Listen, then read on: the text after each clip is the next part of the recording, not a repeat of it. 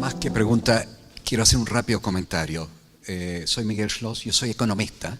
He sido director de presupuesto en el Banco Mundial, he formado Transparency International, donde fui el primer director ejecutivo, y realmente esta conversación me parece extraordinaria. Yo he tenido conversaciones de este tipo en Vietnam, en Congo, en varias partes, y esto es muy bueno todo lo que han dicho, incluso las cosas que medio como que se contradicen entre ustedes, pero son sólidas, muy cerebrales. Lo que sí siento yo que falta en nuestra conversación en Chile, necesitamos profundizar algo en cuanto a emparejar la cancha, es cómo empoderar en forma efectiva a la sociedad civil, de forma tal que realmente ustedes lean la demanda. Las respuestas no pueden darse todas por el lado del sector público, y en el sector público incluye al Parlamento, como si todas las cosas se resuelven a través de legislación, etc. Somos medio formalistas acá en Chile. Y lo que nos falta mucho es esa palabra que usted incluso la utilizó porque no la tenemos en castellano, accountability. ¿Cómo se hace eso en forma efectiva? No quiero entrar en detalle en esto, solo quiero decir una cosa. Quienes están interesados en esto, de cómo fortalecer a la sociedad civil, para que en forma efectiva pueda hacer ver sus puntos de vista y para que efectivamente el gobierno, en la forma en que ejecuta sus cosas, responda a las necesidades de la sociedad civil. Yo quisiera decir de que yo estoy muy interesado en conversar con esta persona, mostrarle las cosas, los experimentos que hicimos en distintas partes del mundo, la forma en que se han evaluado para ver su efectividad, porque hay formas de hacerlo, porque no todo se resuelve con el gobierno. De hecho, con lo que ha crecido el país, el gobierno no puede, ni el poder legislativo puede responder en forma efectiva a lo que son las necesidades de la sociedad civil, y cómo la sociedad civil se puede empoderar, se le puede pasar transferencia del know-how, son cosas de proceso, son cosas de organización, para que efectivamente se responda y las autoridades realmente en su proceso legislativo, en la ejecución del presupuesto, en muchos otros procesos, realmente responda en forma efectiva a lo que son las necesidades de la sociedad. Los que estén interesados, yo gustosamente puedo hacerles llegar lo que hemos hecho, los resultados que han generado, las evaluaciones independientes que se han hecho, porque yo creo que hay mucho que aprender en ese campo, y yo creo que en Chile andamos medio débil en esto. Lo que ustedes hablan del poder de los estudios, los análisis, no lo quito para nada. Es muy importante, lo apoyo enteramente, pero hay esa tercera pata, yo creo que está más por el lado de escuchar la demanda, y lo que tú dices de la competencia, etcétera, vale también para el sector público, poco, para que se sientan que tienen que responder en forma efectiva, y hay formas de hacerlo, ¿ok? Así que los interesados, háganme saber, y yo con mucho gusto les mando los detalles, qué es lo que se ha hecho, cómo se ha hecho, y hay mucho para aprender. Gracias.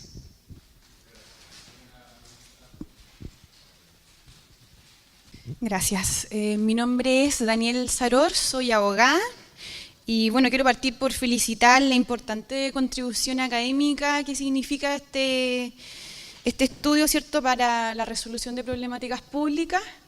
Lo primero, bueno, quiero hacer una pregunta y comentarios. Mi primera pregunta es, ¿por qué pensar en una oficina de estas características después, cuando un proyecto de ley va listo, y no antes, en la etapa en que el proyecto de ley se elabora? ¿Por qué digo esto? El título del trabajo parte diciendo emparejando la cancha, lo que supone que hay, dando por sentado que dentro del Ejecutivo la cancha está pareja. Como hizo Rosana, yo también tengo que hacer una revelación previa. Yo fui funcionaria pública y tuve muchas interacciones con DIPRES, y me consta que la cancha para muchos organismos públicos enfrente de la DIPRES no es pareja, ¿ya? Y mi pregunta, y aquí profundizo un poco, es ¿por qué no crear una agencia o una unidad de estas características al interior del Ejecutivo que tenga atribuciones regulatorias, que sea la encargada de hacer las evaluaciones costo-beneficio, que sea la encargada de hacer las evaluaciones costo-efectividad. ¿Y por qué pienso esto? Y aquí vienen mis comentarios. Cuando todos ustedes hacen una demanda por transparencia y por acceso a la información, es probable que ni siquiera el Ejecutivo tenga toda esa información disponible cuando hace los proyectos de ley. Y este otro supuesto del que ustedes parten, que el Ejecutivo hace proyectos de ley en términos técnicos que son incuestionables, y eso sabemos que no es así. DIPRES hace lo suyo, la división jurídica, la SECPRES también hace lo suyo antes que un proyecto de ley sea firmado por el presidente de la República, ¿ya? Con respecto a las observaciones de transparencia, yo tengo serias dudas de la afirmación que hace el estudio, por cuanto desde el 2009, que es el año desde el que está vigente la ley de transparencia, todos los servicios hoy día prácticamente se han transformado en servicios de información, ¿ya? En mayor o menor medida, los servicios públicos hoy día han adecuado su fisonomía a la demanda de la ciudadanía por información, ¿ya? Entonces, y además, en los últimos 2 gobiernos, los esfuerzos por generar políticas de gobierno abierto han sido particularmente intensas, ¿ya? Entonces, ahí quizás es la única parte del informe donde veo algún grado de discrepancia, por lo menos personal. Y con respecto a esta unidad que se propone, la verdad es que uno de los efectos prácticos de la alternancia en el gobierno que todos pudimos ver fue que el cambio de profesional en el Estado significó un gran aporte en términos de profesionales altamente especializados en la gestión pública que fueron en el periodo del gobierno de Sebastián Piñera a prestar servicios precisamente a parlamentarios de oposición en su momento. Entonces, la existencia, ¿cierto?, de asesores no abogados, como decía el senador Larraín, fue mucho más visible y con un alto estándar de conocimiento de la cosa pública. Entonces, ahí quizás, y como decía también el autor que presentó el estudio, ahí hay un modelo para mirar precisamente cómo paulatinamente y con algunos efectos, datos de la historia, digamos, ha sido posible, ¿cierto?, tener equipos más multidisciplinarios que han contribuido de manera mucho más profesional a la discusión de los proyectos. Eso. Hola, buenos días. Yo soy Constanza Parada y soy de la Biblioteca del Congreso. Yo quiero hacer un comentario en realidad en general que me llama bastante la atención, como la falta de la visión de la biblioteca dentro del estudio y tal vez como el poco conocimiento del funcionamiento en el Congreso de la labor legislativa. De hecho, la propuesta de esta unidad se parece bastante, es casi igual a un nombre de una unidad de la biblioteca que se llama Asesoría Técnica Parlamentaria, que son los que trabajan directamente en las comisiones, sobre todo, como dijo el senador Larraín, y que cumplen varias de las funciones que se mencionan como dentro de la propuesta como parte de las funciones nuevas de esta unidad, que son principalmente la asesoría de las comisiones, que muchas de las veces junto con la Secretaría de las Comisiones se realizan propuestas para el contenido de los proyectos de ley y la redacción en términos como de legales. En ese sentido, yo creo que la biblioteca ahora cumple varias de las funciones que se plantean dentro de la propuesta, pero la diferencia principal es que las asesorías son a pedido. En ese sentido habría que cambiar un poco el foco y establecer tal vez una unidad dentro de la biblioteca, a mí se me ocurre, de análisis presupuestario, pero que sea por oferta, como una oferta constante y no solo a pedir los parlamentarios, porque ahí muchas veces es donde está esta capacidad instalada en la biblioteca, pero la demanda tampoco siempre es tan alta por estos estudios. Y mi otro comentario es que yo creo que en realidad la mayor diferencia o la mayor problemática en este sentido es la falta de información, sobre todo en términos presupuestarios, a la hora de analizar los proyectos de ley, porque si bien la biblioteca también tiene acceso a mucha información de distintos ministerios, la información oportuna sobre sobre los datos que existen para hacer los proyectos de ley, sobre todo la ley de presupuesto, no se tienen con anticipación. Entonces yo, no sé, yo no soy del departamento de estudios, pero o sea, puedo hablar en el nombre de la biblioteca y creo que la biblioteca tiene la capacidad para poder hacerse cargo de esta unidad, o tal vez junto con otras, en trabajo con ambas cámaras. Y también me surge la duda de, como se mencionó Rosana, ¿cuál es el incentivo para hacer uso de estos nuevos servicios? Porque es lo que vemos en la biblioteca, que si bien existe la capacidad, existen los profesionales, muchos parlamentarios no los conocen o simplemente no hacen uso de esto por temas de tiempo también, porque el trabajo legislativo es muy... como que es el inmediatez, no hay tanto tiempo de análisis, entonces como que es complejo también ver la implementación a pesar de que la idea sea súper buena. Eso.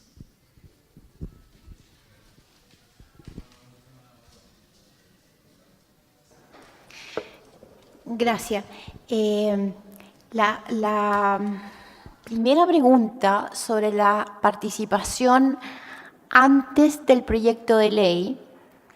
Yo no sé, efectivamente hay asimetrías dentro del gobierno, pero eso a mí me parece que el gobierno tiene que terminar su proceso antes de traspasarlo, porque hasta el último día se están tomando decisiones. Yo no me imagino que ese proceso se combine con la participación de gente del Parlamento. O sea, creo que son dos temas distintos siendo relevantes. No me imagino involucrado hasta que no se tome la decisión final en el Ejecutivo respecto a qué se va a hacer y qué línea se va a tomar en un determinado proyecto de ley, que incluso el último día podría hasta definirse, no entra hasta el próximo año. Entonces, no sé, yo ahí no estoy tan clara y no sé de otra parte donde se haga así tampoco, pero no sé, a lo mejor habría que profundizar más. Ahora, yo sobre lo que tú dijiste, yo por eso creo que estas oficinas tienen que tener un rol propio, o sea, un rol propio, y por eso me parece tan fácil cuando uno ve la página y ya me ha tocado oír, el CBO tiene su rol propio. Y al hacerlo está entregando una gran cantidad de información que va a servir para el debate. El tema de los incentivos lo mencionamos en la pasada. O sea, a ver, tanto se ha avanzado en materia presupuestaria y tanto falta a la vez. En el Congreso hay una comisión de presupuesto permanente, pero no funciona como se esperaba, creo yo, porque al final es una comisión que una vez al mes cada uno de los ministerios hace una presentación, la presentación llega ahí, no hubo un debate previo, por lo tanto las preguntas que se puedan hacer en esa instancia no alcanzan a satisfacer, creo yo, los requerimientos del parlamentario y la temática la pone el Ejecutivo. La instancia está y no se ha terminado de utilizar. Yo creo que habría que investigar bien por qué. Hay una asesoría presupuestaria en el Senado. Tampoco ha logrado cumplir el rol. Es pequeña, no le llega la información del Ejecutivo, no tiene el conocimiento como para penetrar en los temas del Ejecutivo, pero probablemente tampoco tiene una demanda muy fuerte, porque también hay una demanda por asesoría de confianza. Entonces, yo creo, por eso que creo que esto tiene 3 aristas, 3 miradas, así está diseñado. Uno es presupuestario con su foco propio, el CBO es el Consejo Fiscal. En Estados Unidos, con elevado a la 10ª, está la evaluación de impacto en términos de productividad, que tiene un foco propio para los proyectos que así lo requieran, se use o no se use, se difundan o no, ahí estarán, y habrá quien los difunda. Y la tercera arista, que es la que aquí a mí me falta, que hay que reflexionar, es el trabajo que hoy día todo se hace en la comisión. Eso es muy absorbente tiempo parlamentario y no hay otra instancia en la cual desde el mandato del parlamentario la fluidez de la información desde el Ejecutivo a ese trabajo sea mayor, lo que permite solucionar, profundizar muchos temas y derivar al senador, al diputado, el filete, como decía yo en la primera presentación, y permitirles enfocarse en los temas más relevantes desde el punto de vista del debate y aprovechar mejor el trabajo de la comisión como la conocemos hoy día. Y yo creo que esa es la forma de insertar los tres, y un poco el análisis de qué es lo que pasa con la biblioteca nos daría luces sobre esto también.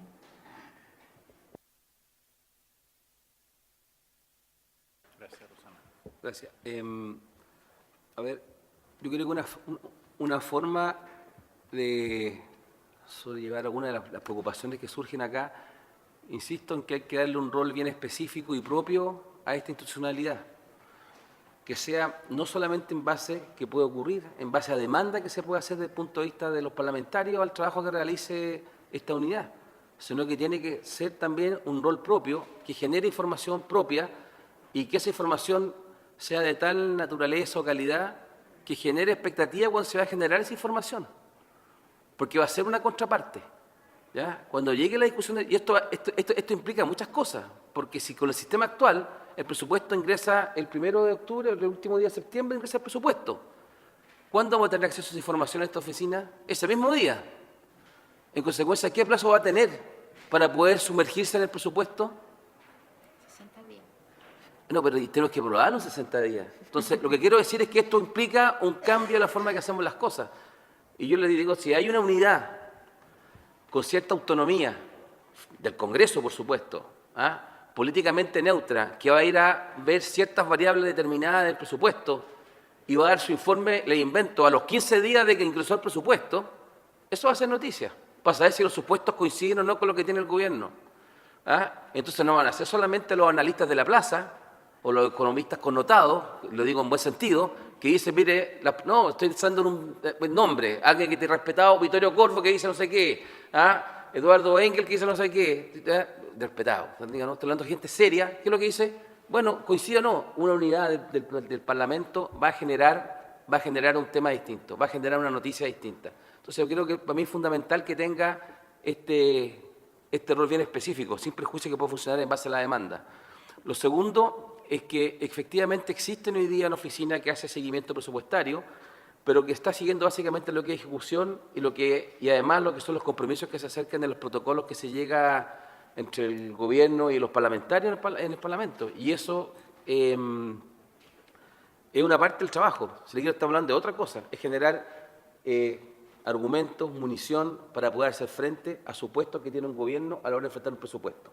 Y reitero, no partamos tal vez con lo máximo, pero sí algo acotado a los temas presupuestarios, de informes financieros, y ver cómo nos desplazamos hacia temas que son también tremendamente importantes, tal vez productividad u otro, o la implementación misma de la ley a través de los reglamentos. Eso. Bueno, gracias.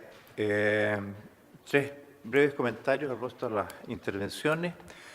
Uno, esta idea del empoderamiento de la sociedad civil que se planteó en una intervención. A mí me parece que esto es importante. Hay que entender quizás, dicho en simple, que ciertas decisiones, no solamente la presupuestaria, sino que la legislativa, no son un solo diálogo entre el gobierno y el Congreso, sino que también hay un actor, que es el ciudadano. En una sociedad como se ha desarrollado la nuestra, con la gente con mayores niveles de educación, con más información y ahora con buen acceso, si logramos terminar este proceso de transparencia y acceso a la información en que estamos, los ciudadanos y la sociedad civil, quien representa, quien intermedia, tiene que tener alguna voz, alguna participación en este proceso. Me parece que hay que integrarlo y por eso este no es un tema de nuevo de abogados y economistas, tiene que ser más multidisciplinario. Segundo, yo creo que es cierto eso que se dice de que en el gobierno hay mucha simetría, no solamente de información, sino que de poder, porque yo voy a ver como senador del área agrícola al ministro de Agricultura para discutir no sé qué política, digamos, que uno pueda pensar, y me dice, tengo que hablar con el ministro de Hacienda. Y no es que tenga que hablar, digamos, tengo que pedirle permiso al ministro de Hacienda. Entonces, hay asimetría no solamente de información, sino que de poderes, y esto es bastante complejo. ¿Cómo poder tener mayores equilibrios internos en un gobierno es importante? Y yo creo que lo que ha ido ocurriendo en los últimos años es el fortalecimiento de la oficina de la Secretaría de la Presidencia, que es la que al final articula el proyecto de ley antes de despacharlo. Creo que ahí hay una instancia muy importante, que ha tenido además, esto es como Chile desarrolla particularidades. El presidente además los presidentes desarrollaron el segundo piso, que es otra oficina, digamos, que repite un poco lo de la oficina. O sea, hay varios expertos en vivienda en el segundo piso, en la Secretaría de la Presidencia y en el Ministerio de la Vivienda. O sea, hay, ¿ah? Y en Hacienda. Y bueno, y en Hacienda, pero en la Hacienda es como ahí está el Olimpo, entonces ahí está el... Yo creo que también hay que, Eduardo, de Espacio Público, hay que pedirle que mire esta situación interna del gobierno. Yo creo que ese es un punto que vale. Quizás hoy día ustedes están focalizados más en el tema del Congreso, a lo mejor alguien tiene que tomar el tema, porque yo creo que también ahí hay duplicidades, asimetrías, desequilibrios de distinto tipo que hay que recoger. Creo que es una observación válida. Y finalmente, en lo interno, sí, yo creo que efectivamente la Biblioteca del Congreso ha desarrollado un trabajo muy útil y yo lo valoro. Me tocó participar desde el principio en él cuando la Soledad Ferreiro empezó a trabajar estas iniciativas, estas líneas, y conseguimos plata. Me tocó, en ese minuto era presidente del Senado, conseguimos plata del Banco Mundial y se hizo un estudio y realmente transformó el concepto de la biblioteca. Creo que eso ha sido fundamental. Ahora, ¿se puede ir más allá? Sí, por cierto, se puede ir más allá. Y yo, de nuevo, porque nosotros no hemos repensado toda esta estructura internamente. Y creo que este esfuerzo que ustedes hacen nos puede ayudar a desarrollar cómo hacer una biblioteca del Congreso no solamente a pedido, sino que tenga iniciativa. O cómo generar una unidad en que participe la biblioteca, que participe las comisiones, que participen los asesores de los parlamentarios o que tengan acceso, y que haya una unidad autónoma que funcione y que vaya generando estudios y propuestas. Y yo insisto que, conociendo al Congreso, la experiencia que tuvimos, por ejemplo, en la Comisión Bicameral de Transparencia, aquí está doña Rocío del PNUD, que ha asistido y nos ha ayudado mucho en su desarrollo. Empezó por un grupo de parlamentarios que estábamos preocupados, después de que se aprobó la reforma constitucional y la ley que estableció el acceso a la transparencia en Chile, de que no nos pasaran goles a través de leyes chicas que decían, bueno, pero en esta materia no va a entrar el Consejo para la Transparencia. Y empezaron a aparecer, porque la tendencia al principio fue de volver al control del poder del que pasa por el oscurantismo, ¿no? El cerrar las puertas. Bueno, yo pienso que ese grupo empezó a trabajar juntos y después pedimos hacer un grupo de trabajo bicameral oficial que nos permitiera cotejar los procesos que había en ambas cámaras y ver si acaso estábamos avanzando en transparencia, y después se estableció esta oficina, y esta comisión, ya como comisión bicameral, y tiene un programa, trabaja con las mesas y avanza en ver los proyectos que tienen que ver con esta agenda. Trabajamos con la agenda que se desarrolló por esta comisión que creó la presidenta el año pasado, encabezada Eduardo, la comisión Engel que llamamos, y hoy día está en el proyecto de ley para convertirse en una comisión formal, con atribuciones, con claridad. Este es un proceso de 3 años que ha sido gradual, que ha ido generando hábitos y que es difícil, porque está integrada por diputados y senadores de distintos sectores políticos, es bastante transversal, pero igual, de repente esto no lo podemos hacer todavía porque no está el ambiente en el Congreso para hacerlo, y tenemos que ir más lento en algunas materias, pero lo importante es ir avanzando. Y yo creo que las experiencias piloto, dada la forma como el Congreso trabaja, porque son inercias que vienen no de los últimos 20 años, sino que de mucho más. Aquí hay secretarios que vienen desde antes del golpe, de esos tiempos, es decir, del Congreso antes, cuando trabajaba aquí el Congreso. Bueno, yo creo que hay que pensar bien cómo hacer esto para que sea viable y no enamorarse de una sola estructura, sino que ver cuál es la estructura que más se adecúa y que se va cuajando en el desarrollo de una experiencia piloto que se pueda desarrollar en un par de años para ahí definir con más claridad qué hacer. Muchas gracias. Para terminar, quiero dar las gracias a todos. Dar Por un favor. dato, como va a terminar, un dato que no tiene nada que ver con lo que estábamos conversando, pero a propósito de algo que dijo Hernán, y yo vi las caras de reacción de algunos respecto a los almuerzos del Senado. ¿Ah? No, varios han almorzado ahí ya. ¿Ah?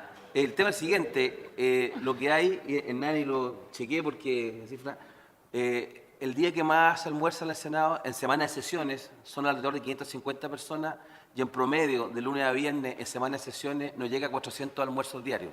¿Ah? Lo que pasa es que el día martes y miércoles hay un aumento significativo, alrededor de 550, 530, pero no son 1.200 diarios, porque iba a perder la conversación de que... Bueno, fueron.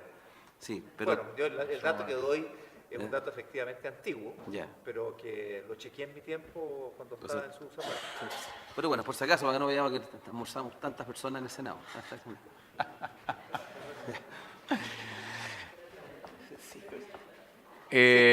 Claro, Hay muchos que se repiten el plato. claro, están comiendo menos. Puede que se repitan, tienes razón. Almuerzan 500 personas, pero hay 1.000 almuerzos. ¿Sí? Claro. No es incompatible un dato con el otro.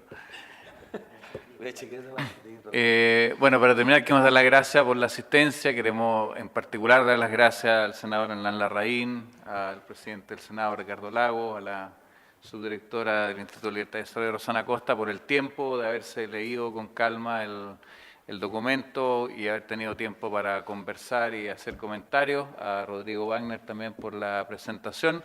Los invitamos a leerse el documento y a un café. Muchas gracias.